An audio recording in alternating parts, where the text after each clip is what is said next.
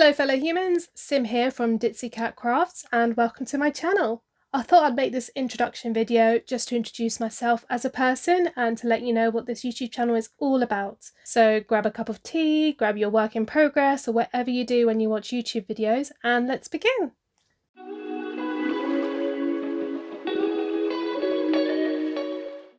So the most obvious question will be, what is this YouTube channel about? Well, as you can probably tell from my background, I'm a certified yarnaholic. I love to crochet, so mainly this channel will be about that. I want to do some reviews, whether that's on crochet kits, on yarn, on viral trends, anything and everything. I have dabbled in pattern making in the past. Well, I say that, the only thing I've really made is a coaster, which is on Ribbler. But I do want to do more patterns and make videos on how to do things, so this will be the place for that. I also want to do vlogs and that will help me document my crochet journey, successes, failures, etc. Now, I don't know how good at them I'm going to be. Quite a socially awkward person.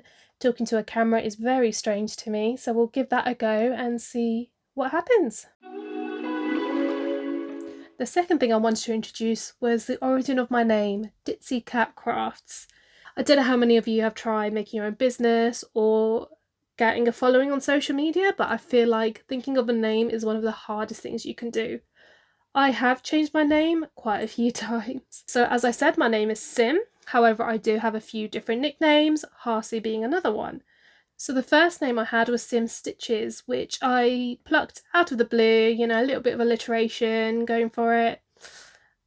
But it never really resonated with me. So eventually I renamed and decided to call myself Candlelit Crochet. Mainly because I have amassed a giant collection of candles. I'm a bit of a candle hoarder, although not as bad as my yarn hoarding. If it smells nice, I'll get it, and then I don't actually burn them, so I have built up quite a collection. I was called Candlelit Crochet for a while, and then a few of my work colleagues were like, I don't know, it sounds a bit weird, a bit romantic, so again, I wasn't 100% sold on that. The third name I then went for was Handmade by Harsey, which was great, but again, it never really sat right with me. I invested in a Centro knitting machine and started making some hats. And as you're probably aware, there are so many debates online about whether Centro hats are handmade or not. I won't get into that now. Some people say it's better to call it homemade than handmade. So it didn't sit right with me that if I was going to eventually make these hats on my knitting machine and sell them, I wouldn't quite be happy selling them under the Handmade by Harsey, because depending on your view, they may be handmade, they may be not. So that leads us on to today, where I have named myself Ditsy Cat Crafts. So this name change only came into effect recently, and it's been something that's been on my mind for a while. As you have probably guessed, I am a cat person. I have a little fur baby called Guinness, who has inspired this name. He is definitely a ditzy cat. He acts drunk most of the time, and I just wanted to name something after him, a little nod to my first ever cat. I'm sure he will eventually make an appearance on this channel. Essentially, he's called Guinness because he is a black cat and he's got a bit of white on the end of his tail. So I always joke about and say if you hold him upside down, he looks like a pint of Guinness. Not that I have held him upside down. So next, I thought I'd talk a little bit about my crochet history.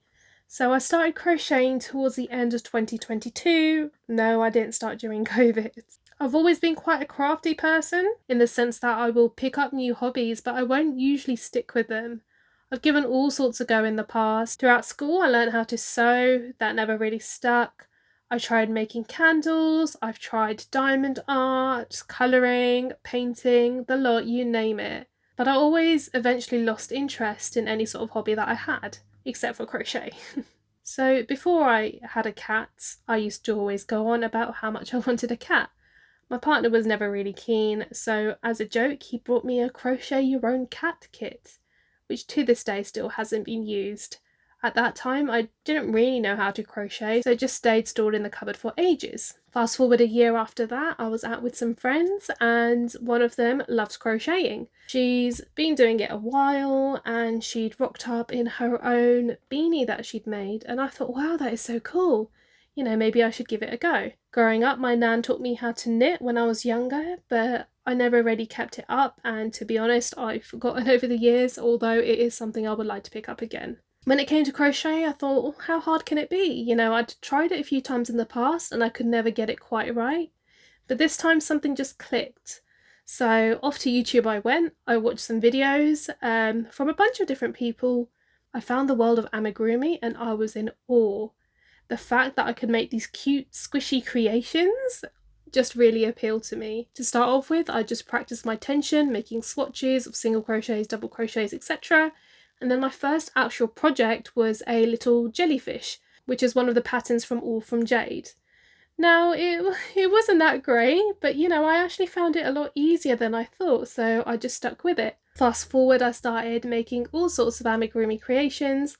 I'll probably make another YouTube video with my crochet journey so far and all the things I've made. I signed up to Ribbler, I started doing a bunch of pattern testing, which I really enjoyed, and yeah, I feel like I picked it up quite quickly. Now I have made so many different things. Most people start off their crochet journeys with granny squares. I did not. I started off with amigurumi, and to be honest, to this day I still do prefer it, because who likes weaving in their ends?